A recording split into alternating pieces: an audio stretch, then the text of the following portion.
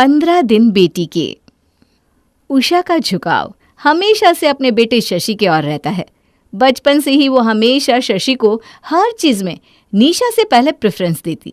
निशा की शादी हो जाती है और एक रोज निशा के ससुराल जाने के लिए शशि कुछ मिठाइयाँ लेकर आता है। मिठाइयाँ देखकर उसका मन ललचाने लगता है। माँ, बर्फी देखकर तो मुझसे रहा ही नहीं जा रहा। मन तो करता है खा लूं, लेकिन दीदी के यहाँ फिर देने में अच्छा नहीं लगेगा ना। अरे क्यों अच्छा नहीं लगेगा? ऐसे क्या दिक्कत है? अरे तू खा ले बेटा, अपना मन मत मार। बर्फी घर में ही रख लेते हैं, खा। हर बार तो उसे भेजते ही है 5 तरह की मिठाई, इस बार 4 तरह की मिठाई चली जाएगी तो कुछ बिगड़ नहीं जाएगा। तुम ठीक कहती हो माँ, मैं खा ही लेता हूँ, वरना मैं कभी नहीं खाता। शशि उषा के प्यार का फायदा उठाता है और उसके प्यार की आड़ में बहुत कुछ करता है, लेकिन बेटे के प्यार की पट्टी उषा को कुछ देखने ही नहीं देती। दिन बीतने लगते हैं। वक्त के साथ साथ शशि की भी शादी हो जाती है। अपने इकलौते भाई की शादी पर भी निशा को कुछ भी नहीं मिलता। माँ, दीदी को शादी के नाम का कुछ अच्छा खासा देना होगा। आपको पता है ना, शादी में पहले इतना खर्च हो गया है, अब मैं कहाँ से कुछ दीदी को दे पाऊंगा। अरे बेटा, कुछ देने की ज़रूरत नहीं है। उसकी शादी पर मैंने कम नहीं दिया था, ऊपर से उसके ससुराल वाले पैसे वाले हैं। अरे उसे किसी चीज़ की क्या ज़रूरत है, तू चिंता मत कर बच्चा। प्रिया का ससुराल में पहला दिन अच्छा रहता है और उसी दिन निशा भी अपने ससुराल के लिए जाने लगती है। निशा, तुझे तो पता है ना, तेरे भाई का भी अच्छा खासा खर्चा हो गया है, तो मैंने ही उससे कह दिया कि निशा को कुछ देने की चिंता मत कर। वो कौन सी बार की है? वैसे भी उसे किसी भी चीज़ की कोई कमी है क्या? हाँ मम्मी, कोई बात नहीं। निशा अपने ससुराल चली जाती है और मन ही मन सोचती है, बेटी होना पाप है। मम्मी हमेशा शशि का ही पक्ष लेती है, आज भी उसी की तरफ से बोल रही थी। ये तक नहीं सोचा कि मेरे मन पर क्या बीतेगी। उषा का झुकाव अब प्रिया की ओर भी हो जाता है। सब कुछ सही चलता है। शादी के बाद प्रिया हनीमून पर कहीं नहीं जा पाती। एक रोज़ प्रिया शशि से कहती है, शशि एक बात बताओ, मम्मी जी अब हमेशा हमारे साथ ही रहेंगी क्या? हाँ, तो माँ कहाँ जाएगी? इस तरह तो हमारा घूमना फिरना मुश्किल हो जाएगा। तुम माँ को दीदी के पास क्यों नहीं छोड़ आते हो जब हम घूमने जाते हैं? हाँ, ये बात भी सही है। हमारा खर्चा ही क्यों लगे? लेकिन हाँ, मम्मी जी को दीदी के पास भेजने से पहले पेंशन के पैसे उनसे ले लेना, कहीं वो दीदी को ना दे दे। अरे मेरी माँ पैसे किसी को नहीं देने वाली, उनकी जान मेरे में ही अटकी है। मुझे ये आइडिया क्यों नहीं आया कि कहीं जाऊँ तो दीदी के पास माँ को छोड़ दो, कुछ दिन का खर्चा बचेगा। एक रोज़ प्रिया उषा से कहती है, मम्मी जी आपका मन भी नहीं लगता होगा ना, एक ही जगह पर कोई कितना रहेगा? हाँ ये बात तो है बहू, लेकिन जाओ भी तो कहाँ, कोई जगह भी तो होनी चाहिए।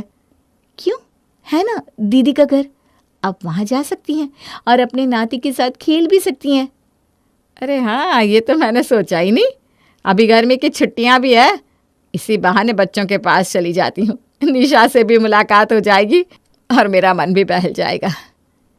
प्रिया मन ही मन सोचती है, मम्मी जी खुद ही दीदी के पास चली जाएगी और कुछ वक्त मैं शशि के साथ बिता पाऊंगी, वरना जब से आई हूँ ये मेरी छाती पर मूंग दल रही है। उधर उषा निशा को फ़ोन करके कहती है, बेटा मन नहीं लग रहा है, बहुत दिन हो गए तुझे देखे हुए, तू आ जाती तो थोड़ा मन लग जाता। मम्मी अभी मेरा आना तो थोड़ा मुश्किल होगा, आप एक काम क्यों नहीं करती, आप ही आ जाओ ना। मैं बेटा? हाँ मम्मी आप आ जाओ, मिलना भी हो जाएगा और आपकी भी जगह चेंज हो जाएगी। वैसे आपका नाती रोज़ आपको याद कर लेता है। ठीक है बेटा, कल की गाड़ी से ही आती हूँ। उषा अगले दिन ही निशा के घर चली जाती है। उषा के जाने से शशि और प्रिया बहुत खुश हो जाते हैं। शशि प्रिया से कहता है, वाह मेरी जान, तुमने तो कमाल कर दिया, माँ चली गई दीदी के घर, इसी तरह वो हर महीने चली जाए तो कैसा रहेगा? बहुत अच्छा रहेगा, लेकिन वो जाएगी तब ना, मम्मी जी नहीं जाने वाली। अरे माँ नहीं जाएगी वो बात सही है, लेकिन माँ का बेटा उन्हें कैसी पट्टी पढ़ाकर कैसे ना कैसे भेज ही देगा। तुम बस देखती जाओ, तिल और तिल की धार। प्रिया शशि की ओर देखकर मुस्कुराती है। निशा और कुणाल उषा के आने से बहुत खुश हो जाते हैं। कुणाल कहता है, मम्मी जी ये भी तो आप ही का घर है, आपका जब दिल करे आ जाया करो, इतना सोचने की ज़रूरत नहीं है। हाँ दामाद जी। करीब 1 महीना उषा निशा के पास रहती है। वापस जाते वक्त निशा उषा से कहती है, मम्मी कोई कमी होगी तो बता देना, जब भी तुम्हारा मन होगा चली आना। हाँ कहाँ बेटा, रोज़ रोज़ मुझे शशि आने के लिए हाँ कहेगा। तुझे पता है ना वो मुझसे कितना प्यार करता है। थोड़ा भी मुझे कुछ होता है तो वो बौखला जाता है। निशा उषा से कुछ नहीं कहती, वो मन ही मन सोचती है, मम्मी की आंखों की पट्टी कभी नहीं हट सकती। उषा वापस अपने घर शशि और प्रिया के पास चली जाती है। उषा को देखते ही प्रिया के चेहरे का रंग उड़ जाता है। मम्मी जी आप आ गई? मैंने तो सोचा था आप अभी वहीं रहेगी, तो मैं भी अपने मायके जाकर आ जाऊंगी। अरे कोई बात नहीं बहू, तू अभी चली जा। मम्मी जी अभी हम चले जाएंगे तो आप अकेली हो जाएंगी ना, शशि भी तो मेरे साथ आएंगे। अरे बहू कोई बात नहीं, मुझे आदत है, तुम आराम से जाओ। हाँ ठीक है मम्मी जी। मुझे अपने खर्चे की चिंता है, बूढ़ी तेरी नहीं। दिन बीतने लगते हैं। प्रिया और शशि प्रिया के मायके चले जाते हैं। इधर उषा अकेली रहती है। तब शशि दिमाग लगाकर निशा को फ़ोन करके कहता है, दीदी अब क्या बताऊँ तुम्हें, मुझे तो यहाँ एक दिन भी चैन नहीं मिल पा रहा है। माँ वहाँ अकेली है, मेरा तो कलेजा मुंह को आ रहा है, उनकी ही चिंता लगी रहती है।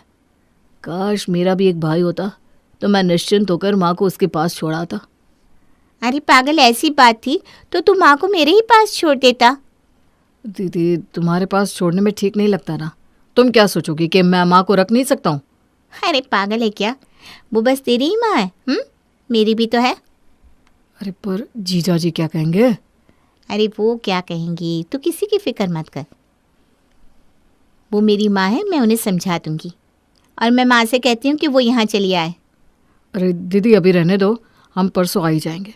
अगले महीने मैं और प्रिया लक्षद्वीप जा रहे हैं, तब तुम्हारी यहाँ माँ को छोड़ दूंगा। अच्छा चल ठीक है। कैसी लगी मेरी एक्टिंग? ज़बरदस्त। ये मेरी ही संगति का असर है जनाब।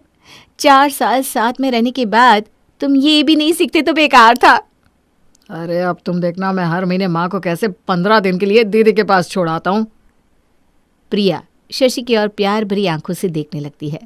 2 दिन बाद दोनों वापस आ जाते हैं। शशि उषा से कहता है, माँ तुम्हें अकेले दिक्कत हो रही होगी ना, मुझे मन तो बिल्कुल नहीं था जाने का, लेकिन क्या करता, प्रिया का मायके जाना भी ज़रूरी था। अरे बेटा तुम मेरे लिए इतना सोचता तो है, अब मुझे कोई दिक्कत नहीं, सच में। माँ अभी इस महीने बहुत खर्च हो गया है। मैं क्या कह रहा था कि तुम्हारी पेंशन आ गई हो तो मुझे ज़रूरत थी। अरे बेटा ये भी कोई बोलने वाली बात है? ये ले पैसे। अरे मेरा सब तेरा ही तो है पगले। तुम बहुत अच्छी हो माँ। शशि बस उषा को बहला फुसला कर अपना काम निकलवाता रहता। दिन बीतने लगते हैं और उसी तरह अगला महीना आ जाता है। 15 दिन अपने पास रखने के बाद शशि निशा को फ़ोन करता है, दीदी कल मैं और प्रिया लक्षद्वीप निकल रहे हैं, माँ को तुम्हारे पास भेज देता हूँ। हाँ भाई तू आराम से घूमने जा, माँ को भेज दे। माँ तुम अपनी पैकिंग कर लो, मैं तुम्हें ट्रेन में बिठा देता हूँ। अरे पर मैं कहाँ जा रही हूँ? दीदी के पास। यहाँ अकेली बोर हो जाओगी तुम, ऊपर से इतनी गर्मी है। आराम से दीदी के यहाँ एसी में मज़े से रहना। हाँ ठीक ही बोल रहा है तू। ठीक है पैकिंग कर लेती हूँ। शशि उषा को निशा के यहाँ जाने वाली ट्रेन में बिठा देता है और आराम से अगले दिन प्रिया के साथ घूमने निकल जाता है। यहाँ निशा उषा को किसी भी चीज़ की कमी नहीं होने देती। उषा को किसी भी चीज़ की ज़रूरत पड़ने से पहले उसे वो सामान लाकर दे देती।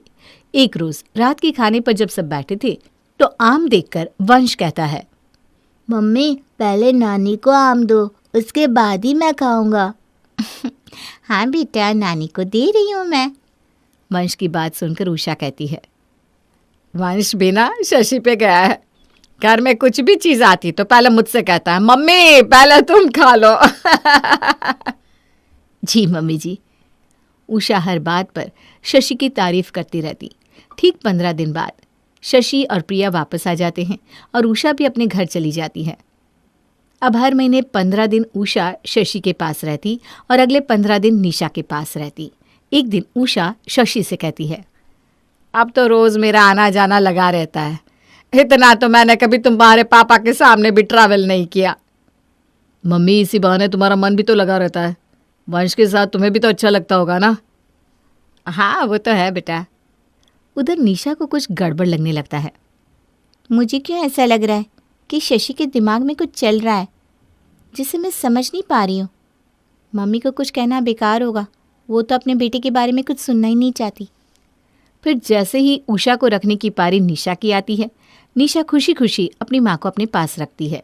एक दिन निशा उषा से कहती है, मम्मी मैं बोल रही थी कि तुम जो बार बार आती जाती हो इससे तुम्हें बहुत दिक्कत होती होगी ना, आना जाना पैकिंग ये सब।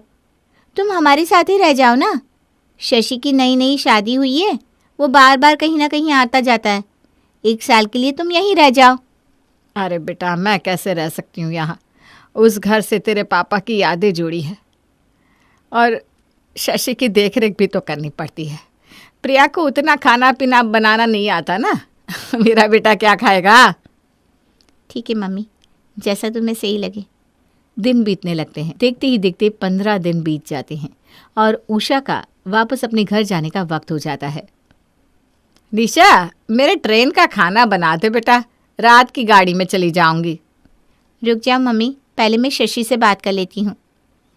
निशा शशि को फ़ोन करके कहती है, मम्मी को भेज दूँ क्या? तुम और प्रिया आ गए हो तो। दीदी आ तो गया हूँ मैं, लेकिन अभी तुम ना मम्मी को अपने पास ही रखो। आराम करे मम्मी, वहाँ यहाँ आते ही ना वो काम में लग जाती है।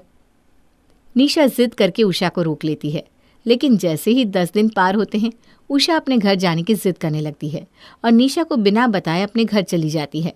इधर निशा को जैसे ही पता चलता है कि उषा चली गई है, वो शशि को कॉल करती है। मम्मी चली गई शशि, अब तुम देख लेना। हाँ दीदी तुम 10 दिन भी नहीं रख पाई मम्मी को? अरे क्यों आने दिया उनको? कल मैं ऑफिस से मनाली जा रहा था ना। अरे मैं क्या करूं, मम्मी मुझे बिना बताए ही चली गई। मम्मी को तुम्हारी चिंता लगी रहती है भैया, मैं क्या करूं? शशि पूरा चिड़चिड़ा जाता है। इधर निशा सोचती है, शशि मम्मी को मेरे पास ही छोड़ देना चाहता है। उसके इरादे अब मुझे समझ में आ रहे हैं, लेकिन मम्मी नहीं समझ रही। उसका असली चेहरा मुझे मम्मी के सामने लाना ही होगा। निशा कुणाल को सब कुछ बता देती है और उससे कहती है, कुणाल तुम अपने किसी दोस्त से कहो ना कि हमारे घर को खरीदने का ऑफर शशि को दे, जिससे शशि उसे बेचने की जिद में लग जाएगा। हाँ वैसे मेरा एक फ्रेंड है जिसका रियल एस्टेट का ही काम है, मैं उसको कहता हूँ। इधर उषा भी घर पहुंच जाती है। उसको देखते ही शशि वापस से उषा की चापलूसी करने लगता है। माँ अच्छा हुआ तुम आ गई, मुझे ना तुम्हारी बहुत याद आ रही थी।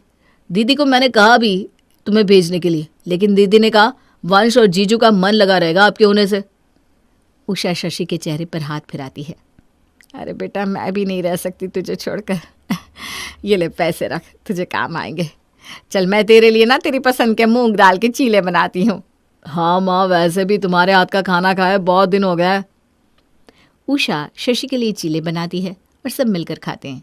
1 हफ्ते बाद शशि को बिल्डर का कॉल आता है। शशि जी, मैंने सुना है आपका घर काफ़ी बड़ा है और बाजार के बीचों बीच है। हाँ बिल्कुल, मेरे पापा ने बहुत शौक से बनवाया था। लेकिन आप क्यों पूछ रहे हैं? क्योंकि मैं आपके घर को खरीदना चाहता हूँ। पूरे 2 करोड़ देने को तैयार हूँ, क्या बोलते हो? 2 करोड़? मुझे ये डील मंजूर है जी। ठीक है, कल मिलते हैं। शशि अगले दिन बिल्डर से मिलता है और उससे 50,000 एडवांस भी ले लेता है। ठीक है, मैं बेचने के पेपर पर माँ के साइन करवा कर आपको दे देता हूँ। आप पैसे रेडी रखना। पैसे रेडी है जी। शशि घर बेचने के पेपर बनवाने में लग जाता है और अगले दिन उषा को पेपर देकर कहता है, मम्मी इस पर साइन कर दो ज़रा। साइन तो मैं कर दूं बेटा, लेकिन ये किस चीज़ के पेपर है? ये घर के पेपर है जिसमें लिखा है कि हम ये घर बेच रहे हैं। क्या? तेरा दिमाग तो ठीक है ना? ये तेरे पापा की आखिरी निशानी है। उन्होंने बहुत मेहनत से इस घर को बनवाया है। मैं इसे किसी भी कीमत पर नहीं बेचने वाली हूँ। माँ 2 करोड़ मिल रहे हैं। 2 करोड़ कोई छोटी रकम नहीं होती। अरे 2 करोड़ क्या, कोई 200 करोड़ भी देगा तो भी मैं ये घर नहीं बेचने वाली। माँ तुम साइन कर रही हो या नहीं? नहीं करूँगी, कभी भी नहीं करूँगी, चाहे जो भी हो जाए। माँ तुम सीधे तरीके से साइन कर दो, वरना दूसरा तरीका मुझे आता है। शशि का ये चेहरा देखकर उषा की आंखों पर पड़ा पर्दा हट जाता है और उसकी आंखें भर आती हैं। शशि जोर जोर से चिल्लाने लगता है, माँ इस घर पर मेरा भी उतना ही हक है जितना तुम्हारा है। तुम्हें इस घर से मुझे निकालने में देरी नहीं लगेगी। इस घर पर तुम्हारा हक जरूर है। इस घर में तुम रह सकते हो लेकिन बेच कभी नहीं सकते। इतना बोलकर उषा अपने कमरे में आकर बहुत रोती है। मैं जिंदगी भर बेटा बेटा करती रही और बेटे ने मुझे ही घर से निकलवाने का इंतजाम कर दिया। उषा चुपचाप उसी रात बिना किसी से कुछ कहे अपने ज़रूरी कागजात और जेवर लेकर निशा के घर चली जाती है। जाते जाते उषा एक चिट्ठी अपने बेटे के लिए छोड़कर जाती है। निशा के घर पहुंचकर उषा सब कुछ निशा के हाथों में देकर कहती है, बेटा ये सब तो अपने पास रख और ये बता, क्या अब मैं तेरे साथ हमेशा के लिए रह सकती हूँ? माँ, ये भी कोई बोलने वाली बात है क्या? उषा निशा को सब कुछ बता देती है। माँ, ये भी तो तुम्हारा ही घर है। मैंने हमेशा बेटे और बेटी में फ़र्क किया, लेकिन आज मेरी बेटी ही मेरे काम आई, ना कि बेटा। उधर सुबह जब उषा घर में दिखाई नहीं देती, तब शशि और प्रिया पूरे घर में ढूंढने लगते हैं। सोने के अंडा देने वाली मुर्गी कहाँ चली गई? क्या होगा तुम्हारा? अरे शुभ शुभ बोलो ना। तभी हॉल में लगे सोफे पर शशि की नज़र पड़ती है चिट्ठी पर। वो चिट्ठी पढ़ता है, बेटा तू क्या मुझे निकालेगा? मैं खुद जा रही हूँ हमेशा के लिए, लेकिन तुझे इस घर को मैं बेचने कभी नहीं दूंगी। शशि और प्रिया के होश उड़ जाती हैं और प्रिया कहती है, लो घर के चक्कर में पेंशन के पैसे भी गए और तुमने तो एडवांस के पैसे भी खर्च कर दिए, अब कहाँ से दोगे बोलो? शशि माथा पकड़कर बैठ जाता है और उषा निशा के पास ही रह जाती है।